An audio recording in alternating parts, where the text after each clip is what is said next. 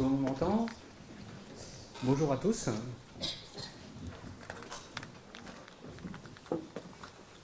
Donc je tiens à remercier en fait les organisateurs de cette journée exacte. C'est la première fois que je participe et la mission qui m'a été confiée, c'est de vous parler de modélisation des signaux neuronaux dans les dysfonctionnements cérébraux. Et comme mon application principale c'est l'épilepsie, ça fait 30 ans en fait que je travaille sur l'épilepsie, les exemples que je vais choisir seront pris dans cette pathologie neurologique.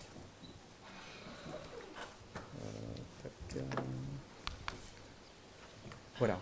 Alors, pour démarrer, je vais emprunter en fait une phrase au professeur Fernando Lopes da Silva, qui a été l'un de mes mentors, et qui avait coutume de dire que l'épilepsie, c'est une maladie complexe, dynamique.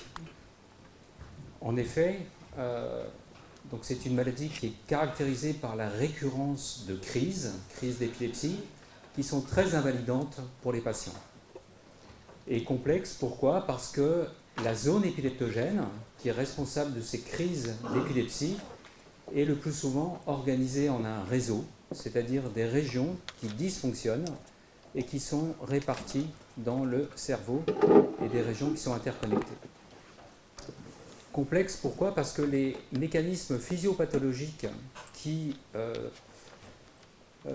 interviennent dans ces régions de la zone épileptogène sont complexes et opèrent à différentes échelles. Tout d'abord, différentes échelles spatiales qui vont du niveau subcellulaire jusqu'au niveau du cerveau entier, et différentes échelles de temps. Par exemple, si on compare l'épileptogénèse, donc c'est l'installation d'une épilepsie, celle-ci, elle va s'opérer sur un long terme, donc des jours, des années. Par contre, l'ictogénèse, donc la transition entre l'activité, on va dire, normale du cerveau et les crises d'épilepsie, là, ça va s'opérer sur des secondes, voire des minutes. Et donc, la question principale qu'on essaie d'aborder, c'est quels sont les mécanismes qui sont impliqués dans la génération des activités épileptiques ou épileptiformes. Donc, qu'elles interviennent pendant les crises, on parle d'activité ictale, mais également entre les crises, et là on va parler d'activité interictale.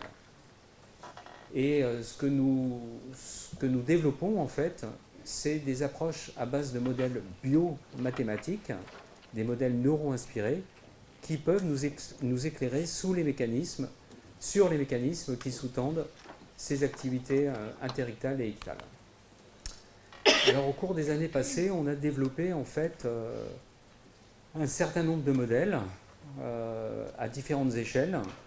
Donc tout d'abord, l'échelle microscopique, où là on va développer des modèles dans lesquels on a une représentation explicite des neurones et des interneurones. Et ces modèles consistent en fait en des réseaux de neurones différents de ceux qu'on utilise en IA. Ce sont des réseaux de neurones biologiques et qui nous permettent en fait de reconstruire à la fois l'activité au sein des cellules du réseau, mais également ce qu'on appelle l'activité de champ, les potentiels de champ locaux, qui seraient enregistrés à partir d'une électrode positionnée dans le réseau.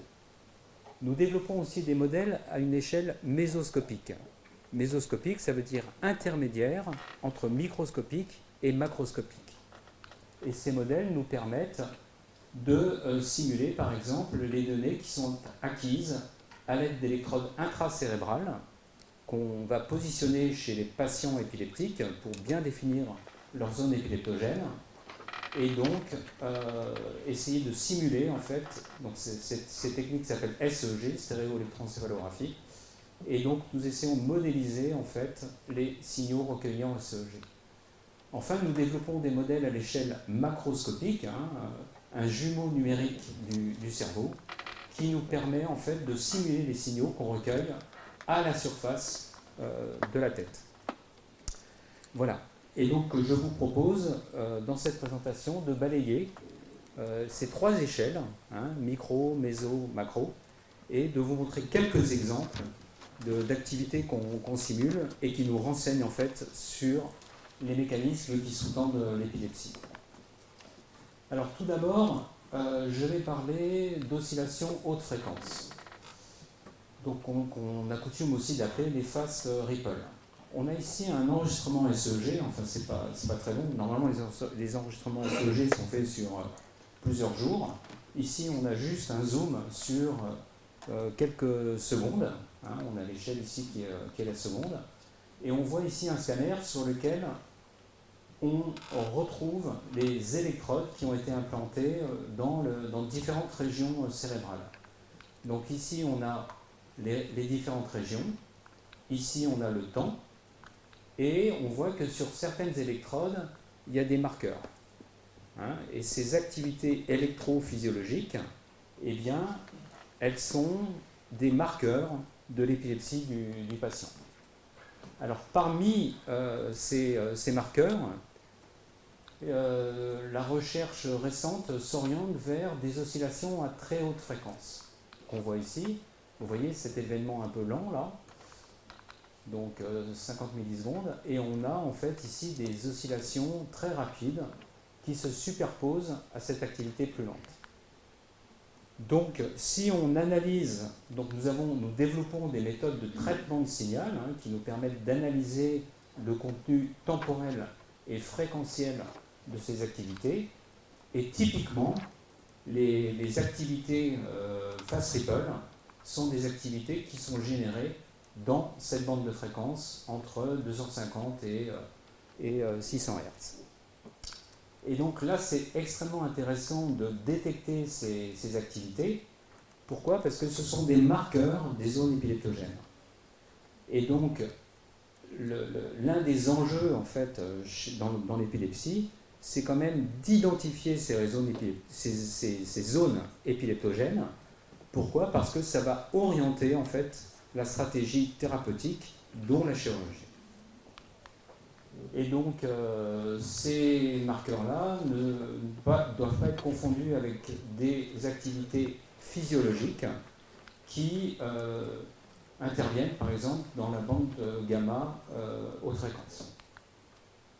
Alors, pour mieux comprendre en fait, les mécanismes qui sous-tendent ces oscillations haute fréquence, nous développons des modèles à l'échelle microscopique. Donc dans ces modèles, nous tenons compte des différentes couches corticales. Hein, le néocortex cérébral est organisé en 7 couches dans lesquelles on va positionner des neurones, donc des neurones principaux qu'on appelle les cellules pyramidales, qui sont des neurones excitateurs, et également des interneurones qui sont des cellules inhibitrices. Donc on positionne ces différents types de cellules. Le modèle en fait tient compte de la connectivité entre ces cellules et tient aussi compte de possibles entrées extérieures, hein, par exemple un input de régions cérébrales distantes. Donc ce que nous faisons également, nous utilisons la biophysique pour modéliser ce qu'on appelle les potentiels de champs locaux. C'est le potentiel électrique qui est enregistré par une électrode qui est positionnée au sein du réseau. Et pour ça, on utilise des modèles dipolaires. Voilà un exemple de fast ripple réel enregistré sur l'électrode intracérébrale, SEG, et on voit bien ici sur la carte non fréquence ce point-là qui est important parce que c'est une signature du fast ripple. Et voilà le type d'activité que nous sommes capables maintenant de simuler avec nos modèles, le modèle que je viens de présenter, dans lequel on intègre des neurones, et on voit qu'au niveau des signatures temps-fréquence, eh bien, il y a une grande proximité en fait, du signal simulé par rapport au signal réel. Donc ce qui est intéressant, c'est que ces modèles neuro-inspirés nous permettent de générer des hypothèses sur les mécanismes qui sous-tendent la génération de ces marqueurs épileptiformes. Donc typiquement, là, ce qu'on a découvert, c'est que les fast ripples sont générés par une entrée excitatrice transitoire qui vient d'un cortex distant, que ces fast ripples sont générés par des petits groupes de cellules, donc principales, les cellules pyramidales du néocortex, qui sont hyperexcitables. Et ces fast ripples, l'activité qu'on enregistre, qui est de l'ordre de 300 Hz, 300 Hz, c'est bien au-delà de la fréquence de décharge d'un seul neurone.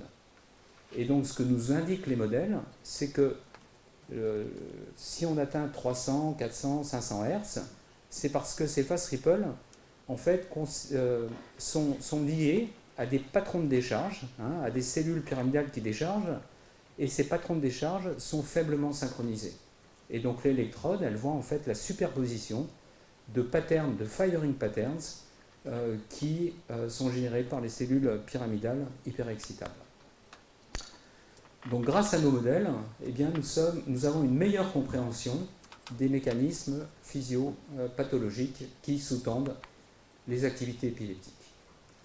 Donc je vais passer maintenant au niveau mésoscopique, donc le niveau intermédiaire entre microscopique et macroscopique.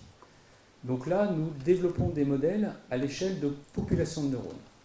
Donc nous avons des populations de neurones principaux, toujours les cellules pyramidales, et des sous-populations d'interneurones, qui sont des neurones qui libèrent un neurotransmetteur inhibiteur. Donc on parle d'interneurones inhibiteurs. Et ces modèles nous permettent de simuler l'activité qu'on voit au niveau des électrodes intracérébrales. Donc toujours un exemple de patient chez qui on a fait une ESEG. Donc on voit toujours les électrodes intracérébrales. Ici ce sont les régions et là c'est le temps. Et chez certains patients, un grand nombre de patients, on a ce qu'on appelle des événements interfétiques. Donc des événements épileptiformes interfétiques.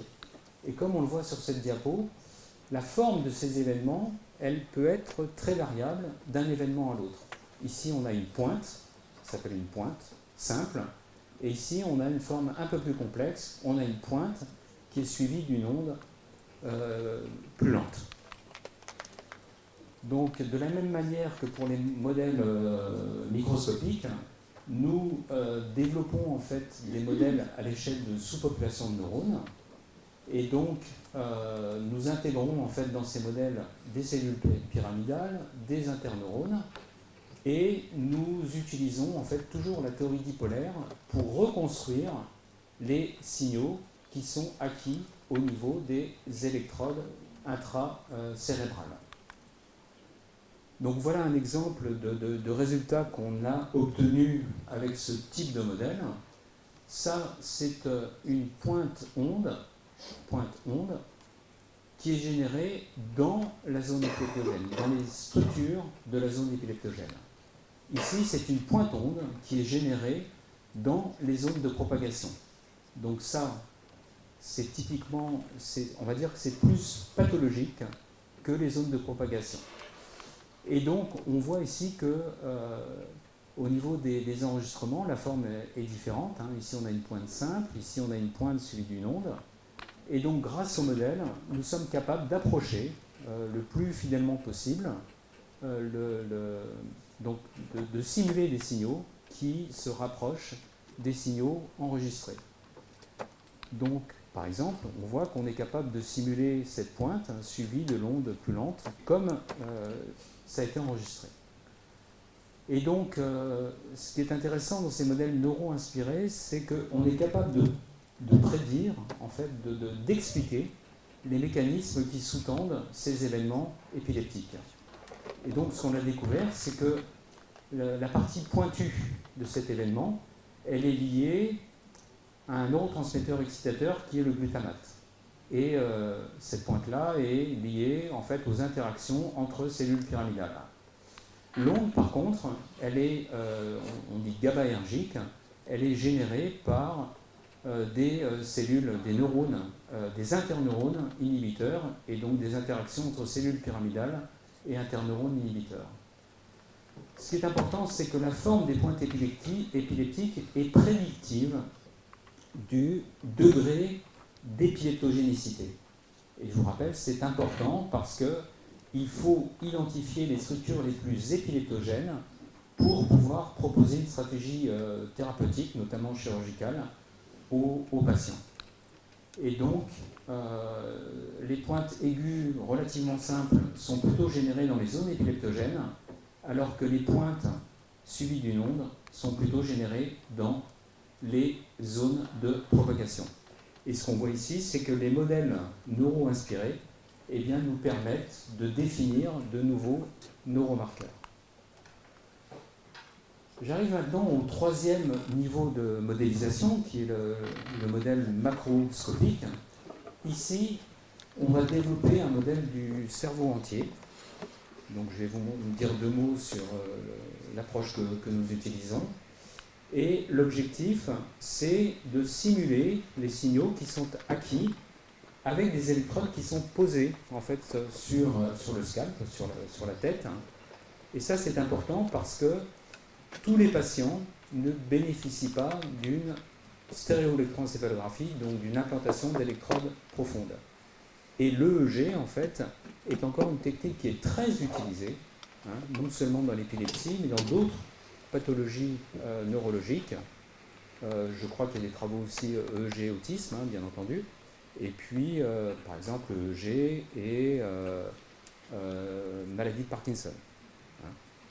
Et donc, c'est important aussi pour nous de développer des modèles qui soient capables de simuler les signaux qu'on enregistre de manière non invasive avec des électrodes posées sur le scalp.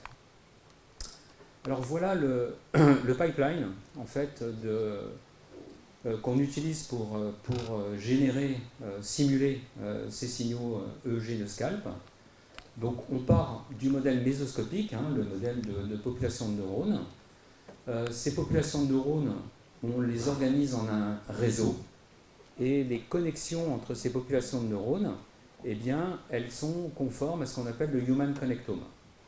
Les différentes régions de notre cerveau sont interconnectées, pas de manière aléatoire. Il y a des régions, donc des connexions privilégiées entre certaines régions. Et tout ça, c'est bien décrit dans le Human Connectome.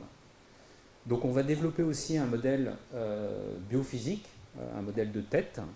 Et donc on part de la segmentation de l'IRM. On produit ce qu'on appelle un maillage 3D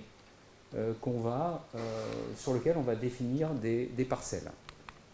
Et on va associer en fait une population de neurones à chacune des parcelles. Donc ce modèle-là, par exemple, on l'utilise pour positionner les zones épileptogènes et les zones de propagation. On utilise ce qu'on appelle la résolution d'un problème mathématique qu'on appelle le problème direct. Et donc on va projeter l'activité de ces régions, ici, sur les électrodes de scalp. Et c'est ainsi, en fait, qu'on va simuler les signaux EEG. Donc typiquement, là, on simule un montage avec une vingtaine d'électrodes. Donc ici, on a les électrodes à gauche, et ici, on a les électrodes à droite, et ici, on a les électrodes centrales.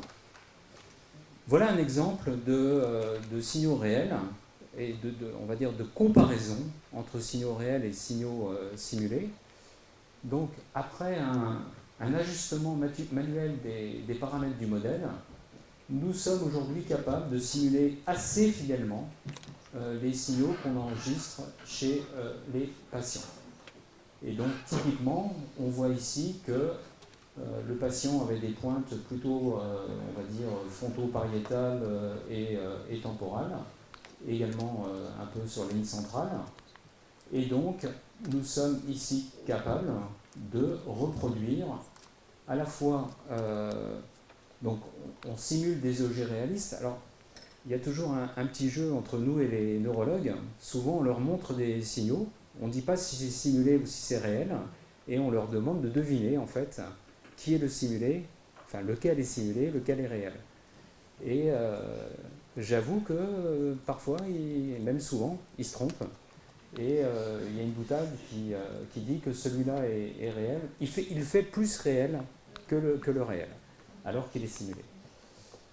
Donc le réglage des paramètres nous permet d'obtenir une activité de fond, une topographie, des pointes notamment, qu'on voit en surface, avec une amplitude et une polarité réaliste. Le modèle, donc dans ce cas, donc il s'agit d'un patient, et le modèle a pu confirmer en fait les conclusions des cliniciens en termes de localisation de la zone épileptogène et de localisation de la zone de propagation.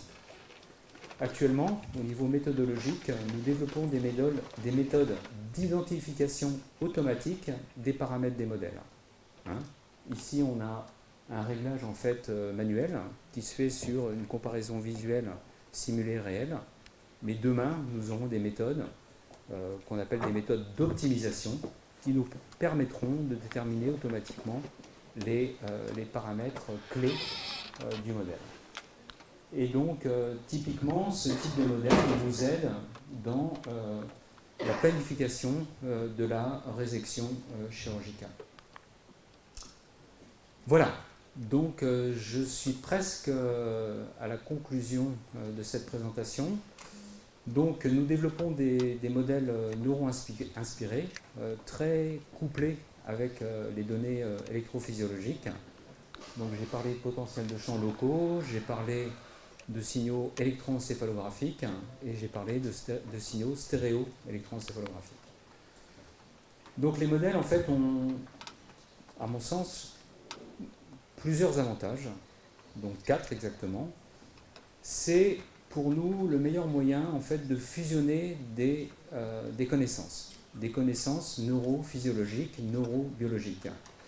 Et donc ils ont une valeur intégrative qui est importante, nettement supérieure à ce qu'on appelle les modèles phénoménologiques, qui sont simplement des équations mathématiques sans qu'il y ait un ancrage fort dans la neurophysio ou la neurobiologie. Donc ces modèles nous permettent de simuler des observations, donc ils ont une valeur reproductive qui est importante. Ils nous permettent aussi d'expliquer les observations. Quels sont les mécanismes qui sous-tendent la génération de ces activités épileptiformes. Et ils nous permettent aussi de générer des hypothèses. Et donc ils ont une valeur prédictive qui est également intéressante.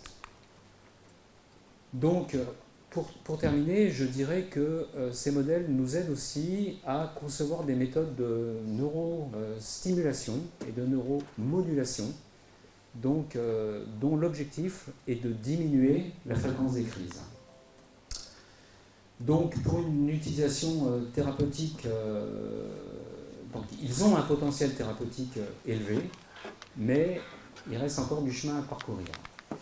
Et en fait, c'est le défi principal d'un projet qui s'appelle Galvani, qui est soutenu par l'ERC au niveau européen. Donc c'est un projet synergie, dont l'objectif principal est de contrôler les réseaux épileptogènes avec des champs électriques qui sont induits par les électrodes posées sur la tête. Donc notre objectif en fait c'est de contrôler ces champs électriques, de cibler les zones épileptogènes de manière à réduire de façon significative la fréquence des crises. Donc c'est un projet qu'on développe avec la société Neuroelectrics à Barcelone et avec l'hôpital de la Timone à Marseille.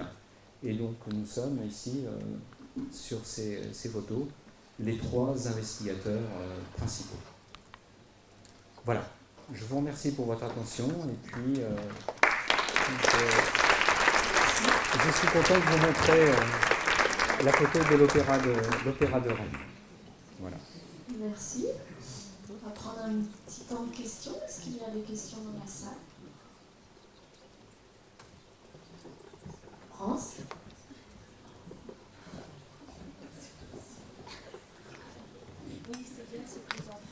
Bonjour, madame, merci de votre présentation. Je m'appelle Laurence Olivier, je travaille au CHU de Nantes. Oui. ce que vous avez présenté me fait écho à un article que j'ai lu la semaine dernière sur le TDAH.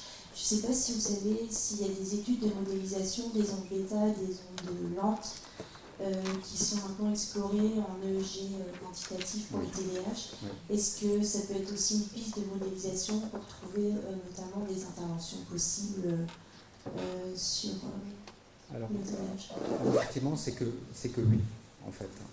Ce type de modèle peut être, à partir du moment où on a un EEG, donc c'est-à-dire une mesure, je dirais, quasi temps réel de l'activité électrique cérébrale, et donc, à mon avis, ces modèles pourraient être utilisés. Pourquoi? Parce que cette activité électrique cérébrale, elle est générée en grande partie par notre néocortex, et dans le néocortex, eh bien, les acteurs principaux sont les cellules pyramidales, les cellules principales, les interneurones. Tout ça, ça forme des boucles en fait positives et négatives, excitatrices, inhibitrices. Et s'il y a des dysfonctionnements en fait au niveau neurophysio, neurobio dans les TDAH, eh bien on doit être capable d'utiliser ces modèles. Chose importante, nous incluons aussi maintenant le thalamus dans ces modèles, puisque en grande partie l'activité de notre cerveau, c'est aussi les boucles thalamo-corticales, qui expliquent aussi les déficits qu'on peut avoir au niveau de l'attention, du sommeil, etc. Et donc, les derniers développements, en fait, incluent non seulement le néocortex cérébral, mais également les structures sous-corticales, comme le thalamus. Merci beaucoup. J'étais dans la continuité de ça, justement, parce que nous, on a quand même dans les TND, il y a plein de petits éléments électriques qui ne sont pas pris en compte par les neurologues sur le plan classique, plus par les Italiens. Tout ce qui est ce qu'on appelle mild cognitive impairment, c'est-à-dire des petits moments où on sait quand même que ça chatouille quand même un petit peu les réseaux. Et par contre, on sait que nous, on a vraiment, peut-être plus dans le TSA que dans le TDAH, on a une vraie problématique en fait en temporal profond, qu'on n'arrive pas à enregistrer à l'EEG, tout ce qui est aussi singulier antérieur, par exemple. Et donc ça rejoint, c'est commencer à répondre à ma question justement. Est-ce qu'on peut mieux modéliser ou prédire ces zones-là? Alors, si on arrive à le faire en sous-cortical avec le thalamus, j'imagine qu'on peut le faire en temporal profond. J'ai parlé d'un maillage, en fait, d'un modèle de cerveau, pour simuler l'EEG, l'EEG de scalp. J'ai parlé d'un maillage, et ce maillage inclut les régions néocorticales un peu plus profondes, le carrefour, par exemple, l'insula. Et donc, typiquement, on les inclut dans le modèle, et l'activité de ces régions, elle a quand même une influence, en fait, sur le signal qu'on recueille au niveau de l'électrode. Il y a des travaux, par exemple, en magnétoélectroencéphalographie, qui montrent qu'on est capable quand même de voir l'hippocampe, par exemple. En MEG. En EEG, c'est un peu plus compliqué. Alors, pour moi, l'EEG, ça reste clé, parce que c'est quand même une technique clinique qui est largement utilisée, et on n'a pas forcément besoin d'un très grand nombre d'électrodes. Avec une vingtaine, une trentaine d'électrodes, vingtaine d'électrodes, c'est Herbert Jasper qui avait mis au point les montages standardisés, eh bien on est déjà capable de faire des choses. Merci. On va passer à la troisième présentation. D'accord. Merci pour votre présentation. Et c'est